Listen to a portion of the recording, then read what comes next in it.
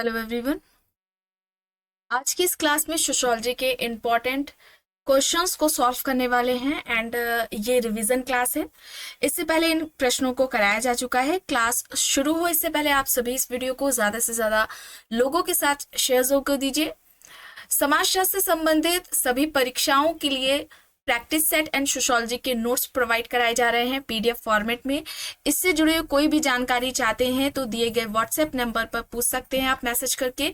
देखिए नंबर है 790-555-3851। इससे जुड़े कोई भी जानकारी चाहते हैं तो आप इस व्हाट्सएप नंबर पर मैसेज करके पूछ सकते हैं। एंड आपके फर्स्ट पेपर हायर एग्जाम के लिए बात की जाए, उसका जो फर्स्ट पेपर जीएस है उसके लिए भी प्रैक्टिस सेट पीडीएफ फॉर्मेट में प्रोवाइड कराया जा रहा है, जिसमें प्रश्नों की संख्या 1000 से ज्यादा है, जिसका प्राइस 149 है। पहले था 199, जिसे कम करके 149 कर दिया गया है। कोई भी जानकारी चाहते हैं तो आप मैसेज करके पूछ सकते हैं। बस थोड़ी ही देर में क्लास शुरू होने वाली है। आप सभी इस वीडियो को ज्यादा से ज्यादा लोगों के साथ शेयर जरूर कर दीजिए। देखिए यहाँ तक हो गया था, 90 प्रश्न हो गए थे।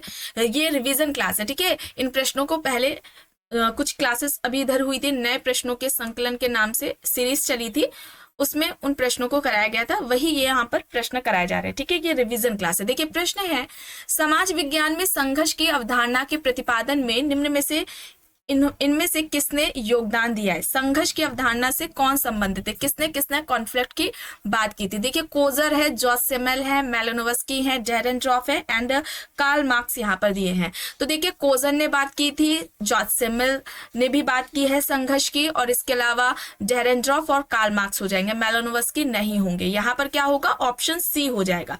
सी यहाँ पर राइट आंसर है। लेविस कोजर जॉर्ज सिमेल से प्रभावित थे, ठीक है। चलिए आगे देख लेते हैं।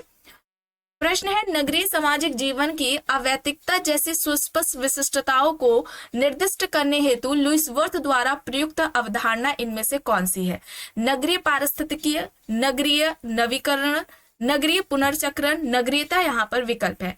नगरीय सामाजिक जीवन की अवैतिकता जैसी सुस्पष्ट विशिष्टताओं को निर्दिष्ट करने हेतु लुईस वर्थ द्वारा प्रयुक्त अवधारणा इनमें से कौन सी है।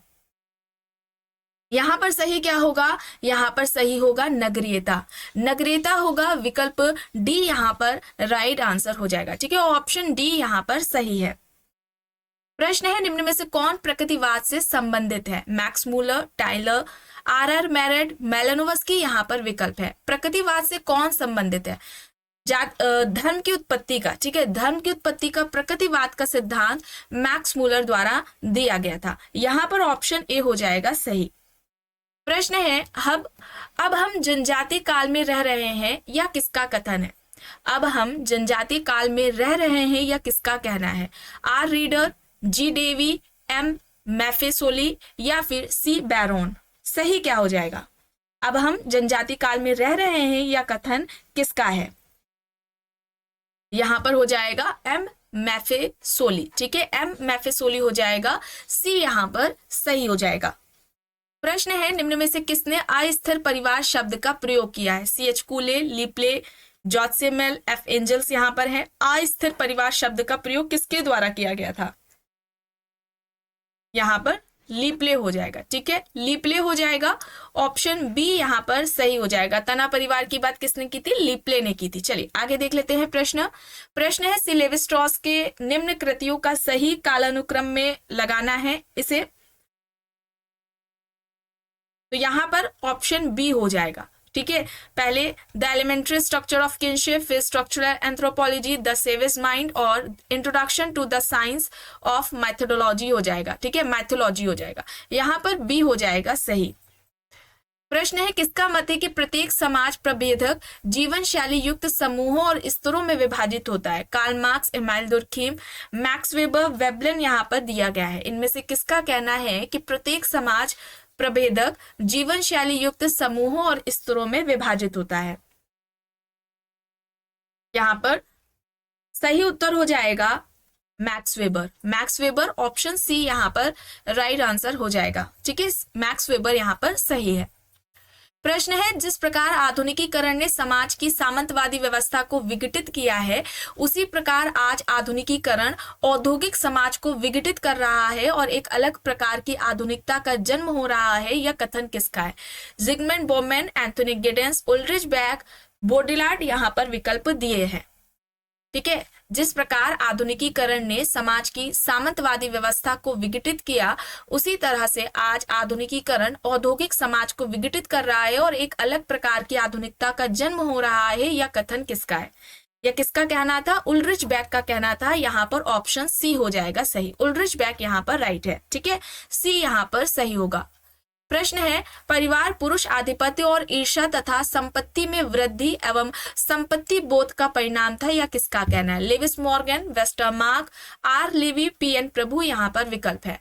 परिवार पुरुष आधिपत्य और ईर्ष्या तथा संपत्ति में वृद्धि एवं संपत्ति का बोध का परिणाम था। यह किसका कहना है? यहाँ पर सही हो जाएगा वेस्टरमार्क। ठीक है, वेस्टरमार्क होगा। ऑप्शन बी यहाँ पर सही हो जाएगा। वेस्टरमार्क यहाँ पर राइट है। प्रश्न है, किसने लखनऊ के रिक्शा वालों का वर्ष 1965 में अध्ययन किया था? रिक्शा वालों, लखनऊ के रिक्शा वालों पर अध्ययन किसके द्वारा किया गया 1965 में? Herbert Risley, Edward Shils, Harold A Gould, Schumpeter यहाँ पर विकल्प है। सही क्या हो जाएगा? सही हो जाएगा Harold A gold. Harold A gold यहाँ पर राइट आंसर हो जाएगा। ऑप्शन सी यहाँ पर सही है। प्रश्न है, एथनोमेथोडोलॉजी संबंधित है। आइए देखते हैं। देखिए, पहला है यहाँ पर समान लोगों की पद्धति का अध्ययन जिससे प्रतिदिन के जीवन को अर्थपूर्ण और व्यवस्थित बनाया जा सके। दूसरा है, जब लोग वार्ता अथवा अंतःक्रिया करते हैं तो वे अपने आसपास चल रही गतिविधियों की व्याख्या करने में सतत रूप से संलग्न रहते हैं। तीसरा है, वार्ता और क्रिया के बीच एक अंतः संबंध है। और चौथा है, एक बहुत बड़े आकार के निर्देशन के माध्यम से अत्यधिक संरचित साक्षात्कारों द्वारा सामाजिक घटनाओं का अध्ययन है। सही क्या होगा? यहाँ पर सही होगा पहला, दूसरा और तीसरा। ठीक है, विकल्प बी यहाँ पर सही होगा। विकल्प बी यहाँ पर राइट है। प्रश्न है, दुर्खीम की कौन सी पुस्तक आदिम धर्म के निकटवर्ती एवं सुविचारित विश्लेषण के प्रति समर्पित है? Moral education, the elementary forms of religious life, suicide, the division of labour in society. यहाँ पर क्या हो जाएगा? विकल्प बी हो जाएगा, the elementary forms of religious life. Durkheim ने इससे पहले धर्म से की उत्पत्ति के जो भी सिद्धांत थे, चाहे वो टाइलर का हो, मैक्स जो मूलर थे, प्रकृतिवाद का सिद्धांत दिया था, उन सभी सिद्धांतों का खंडन करते हुए धर्म की उत्पत्ति का सामाजिक सिद्धांत दिया था, जिसमें कि उन्होंने धर्म की उत्पत्ति का धर्म का प्रारंभिक स्वरूप था उसको टोटेमवाद को बताया था। ठीक है, टोटेमवाद को धर्म का प्रारंभिक स्वरूप बताया था और इनका ऑस्ट्रेलिया की अरुंटा जनजाति पर अध्ययन भी रहा है। इस तरीके से प्रश्न परीक्षाओं में पूछा जाता है, इसे आप ध्यान में रखिएगा।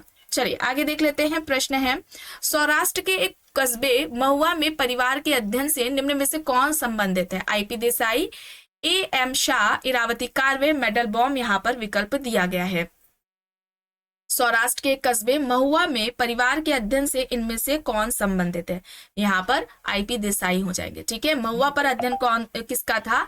आईपी देसाई का था। यहाँ पर ऑप्शन ए हो जाएगा सही।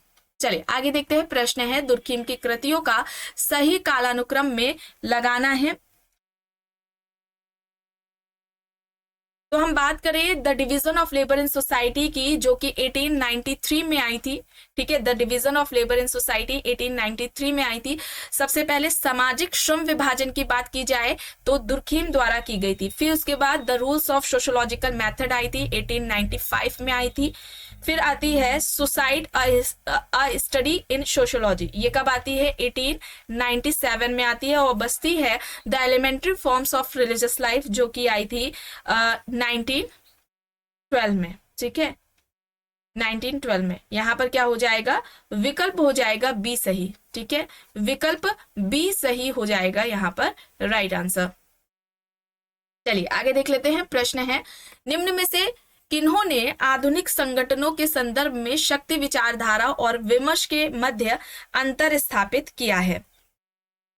फूको, रेमंडफोर्ड, कॉलमैनहीम, अल्थूजर यहाँ पर विकल्प दिए गए हैं। इनमें से किसने संगठनों के संदर्भ में शक्ति, विचारधारा और विमर्श के मध्य संबंध स्थापित किया?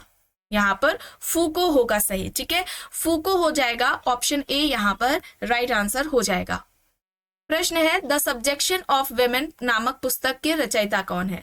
सिल्विया वॉल्वी, वोक Connell, Firestone, John Stuart Mill यहाँ पर हैं। द सब्जेक्शन ऑफ वेमेन किसके द्वारा लिखी गई है? द सब्जेक्शन ऑफ वेमेन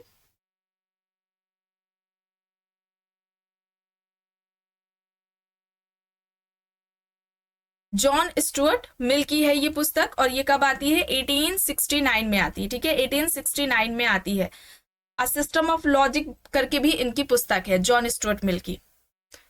देखिए प्रश्न है, sociology as in art form पुस्तक किस समाजशास्त्री ने लिखी है? Talcott Parsons, C Wright Mills, Alvin Gouldner, Robert Nisbet यहाँ पर विकल्प है। किसकी हो जाएगी ये पुस्तक? Sociology as an art form,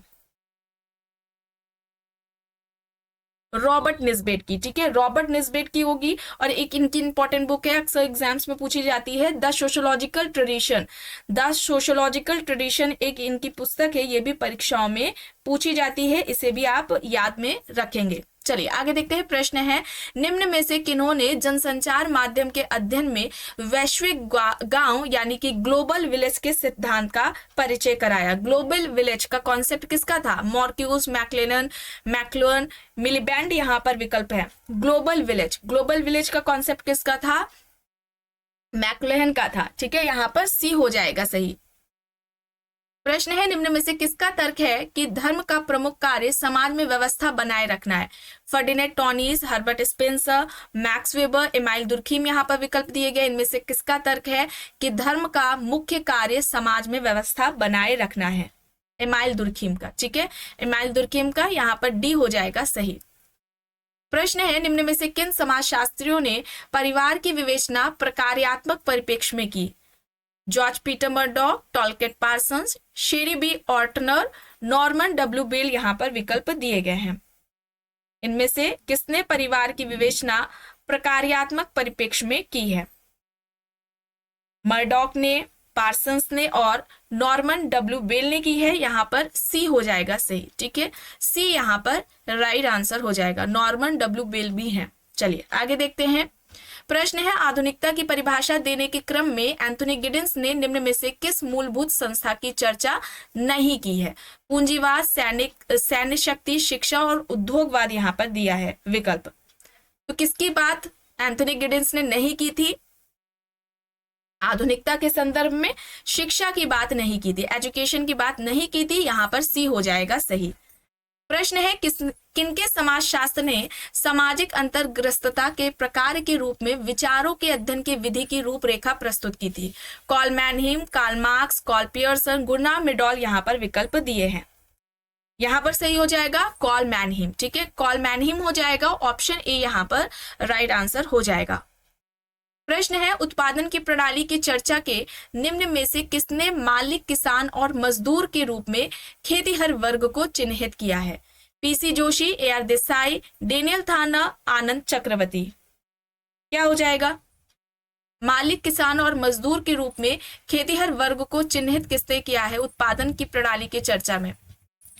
Daniel थाना ने बात की थी। यहाँ पर सी हो जाएगा सही। प्रश्न है, निम्नांकित में से किस समाजशास्त्री ने the religion of India, the sociology of Hinduism and Buddhism नामक पुस्तक लिखी है? Karl Marx, Max Muller, Max Weber, Malinowski यहाँ पर विकल्प दिए हैं। Religion of India, the sociology of Hinduism and Buddhism नामक पुस्तक किससे संबंधित है? किसके द्वारा लिखी गई है? मैक्स वेबर के द्वारा। ठीक है, मैक्स वेबर के द्वारा लिखी गई है। यहाँ पर सी हो जाएगा सही। द रिलीजन ऑफ चाइना करके भी इनकी पुस्तक है। अब देखिए प्रश्न है, सत्ता का प्रयोग उत्पन्न करता है सामाजिक एकता, सामाजिक संघर्ष, समतावादी शासन या फिर सर्वसत्तात्मक शासन?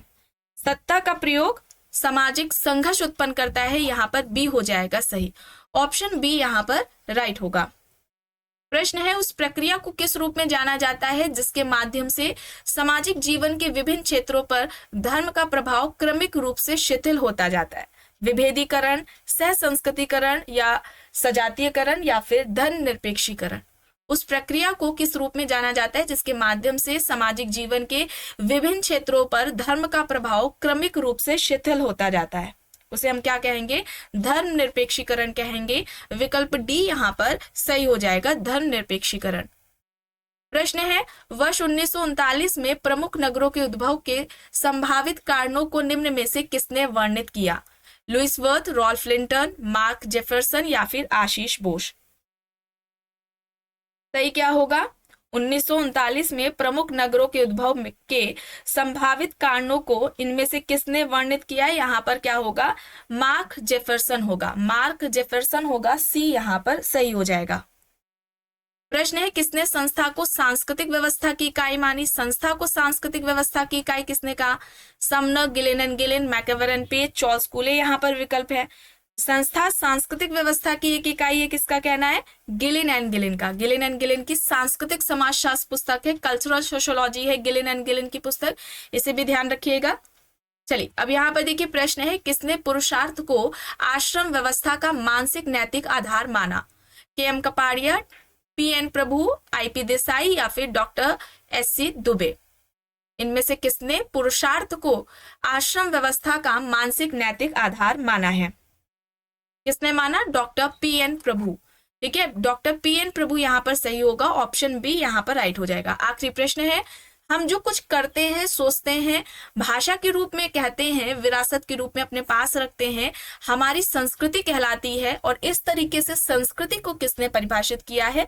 विकल्प में देखिए, यहाँ पर हॉबेल है, लिंटन है, विलियम जे गुडे हैं और पी.एच. लैंडिस दिए गए हैं।